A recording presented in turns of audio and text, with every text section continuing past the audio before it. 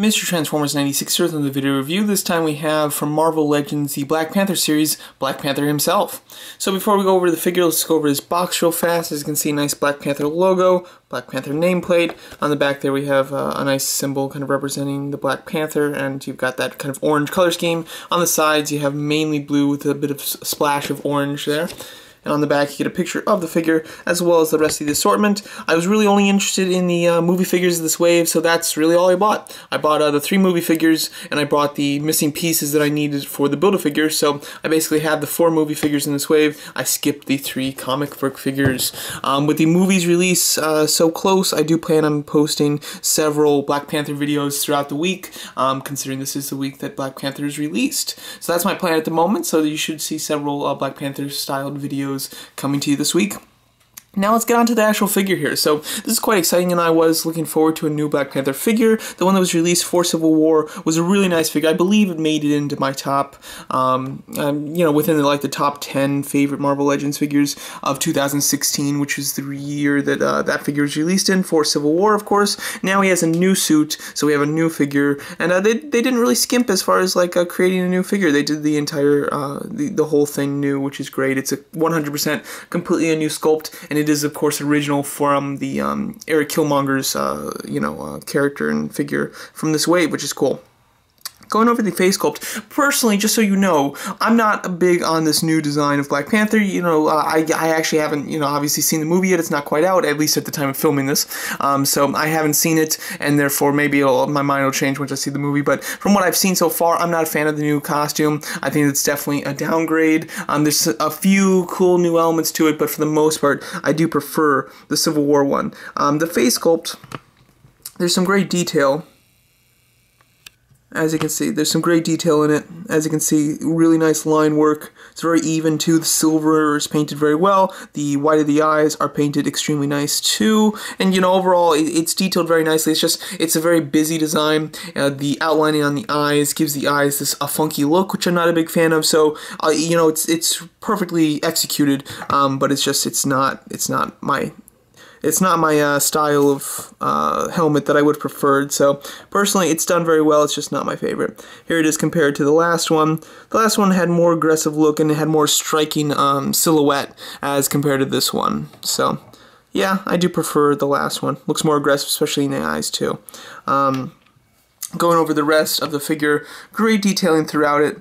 As you can see, excellent line work throughout the entire thing. I do like the kind of what is it, like a little nail or teeth kind of piece marks, on the upper arm there, on the, right under the elbow. I think that does look cool. That's something that I do kind of prefer from the Civil War one. The Civil War one had a few, but not very much. It was mainly a band, while this one has multiple spikes, which I like. And I do like the fact that the silver is much brighter on this new figure as compared to the Civil War one. The Civil War one had more of a darker silver. This one has just a plain, bright silver, which I do like quite a bit. So that is something that this one is definitely an improvement on as far as the silver. And then I do love the spikes on his legs there. Very tribal looking, which I do like. I think that they're very much leaning into that in this new movie, of course.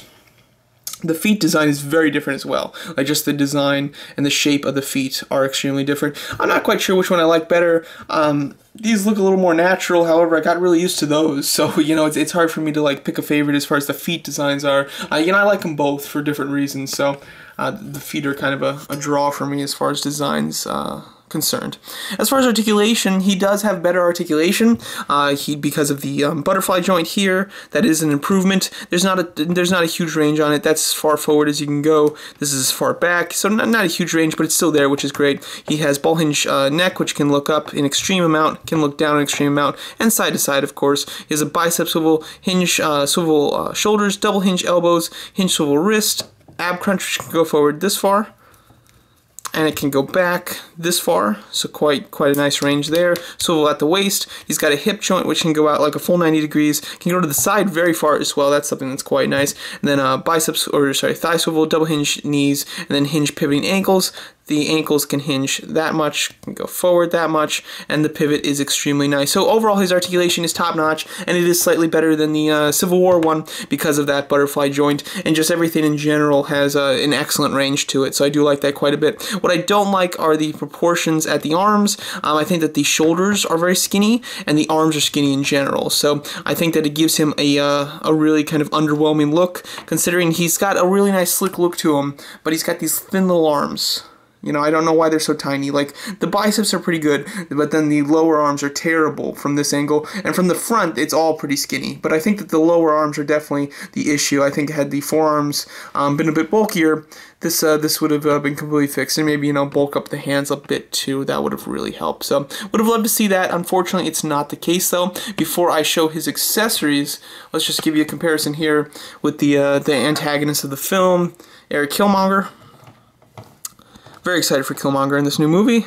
Really, I like Michael B. Jordan, and I like the new suit, so I'm very excited for that character. But as you can see, the two of them together look pretty cool. I think that Killmonger just looks so much more intense than Black Panther, though. I mean, the figure himself is quite a bit taller, as you can see. Like, he's got quite a nice height on Black Panther there, as well as, you know, Killmonger has some skinny arms, too, but his torso is skinnier as well to kind of reflect those arms. So he's got those skinny arms, too, but because the rest of him is proportioned properly, it looks completely fine, it looks natural. But Black Panther here, his torso is not, like, it doesn't have those thin proportions, and the shoulders are out a little bit too wide, and, you know, the butterfly joints aren't set into the body, they're more flat out, and therefore he has a weird look proportions-wise. So that's definitely a huge fault, and it's the worst thing about the figure. This could have been a really fantastic update had they proportioned the arms properly, and had they set the arms into the body a little bit more like they did with Killmonger here, because you know, they basically have the same proportions as far as their arms are concerned, but their torsos are very different in their design, and therefore it creates quite a large problem when you put them together, because he looks a little strange from multiple angles. Going over his accessories here, you can interchange his head and hands. Let me do that. So here's the Chadwick Boseman T'Challa head sculpt, as well as the open aggressive hands. As far as the hands are concerned, they're very cool. They're basically the exact same pose as the hands from the Civil War one.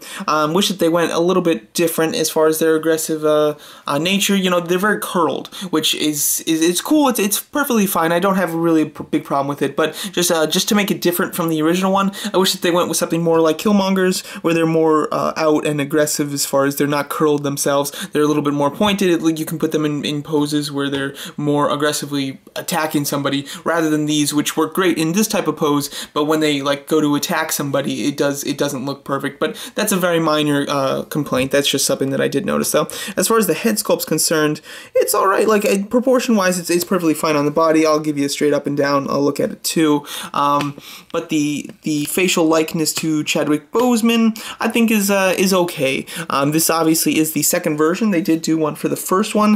I think the first one looks a bit better. It looks like they almost went with a printed type effect with this one to kind of make it more accurate, and in some regards it does look more realistic as a human. However, I think that it doesn't look as much like Chadwick Boseman as the first one did. So I think that it looks more realistic as a person, but it doesn't look closer to the actor than the original. So it feels like they're making progress here. It looks like they designed this one and printed it in a different fashion than they did the original. So it looks like Hasbro's stepping up their game, using more of the Black Series technology with their Marvel Legends. However, it definitely, you know, I don't think that it hits the marks in all regards with this figure in particular, which is unfortunate. But yeah, just to give you a straight standing position, so you can kind of see how that head sculpt looks without an extreme pose where he's like looking up like that.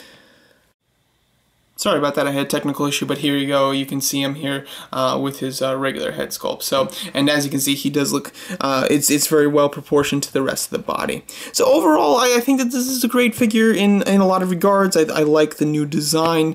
Figure-wise, I think that it's very nice as far as the details concerned and the articulation. I have an issue with how they sculpted the arms, and particularly how far out the shoulders are from the body as compared to a character and a figure like Killmonger, which did a lot more better, which did it more precise and allowed the proportions to be perfect to each other. This one, it looks a bit odd because the shoulders are too far set for his thin arms, so that doesn't work. But I do very much like the accessories. I like the fact that you get 2 head sculpts and 2 sets of hands. Those extra fist hands are definitely something that's great and help the figure stand out from its original counterpart. Overall, if you have the original one, and you're not like a completist or anything, and you don't like love this new design, I wouldn't recommend this one. I would really only recommend this for people who need the Build-A-Figure piece, or are just, you know, a big Black Panther fan wanting another Black Panther variation of the suit in their collection. But as a casual collector, this one's not really necessary if you have the original. The original one is a great figure, and it very much suits your needs, and this one doesn't really offer anything new,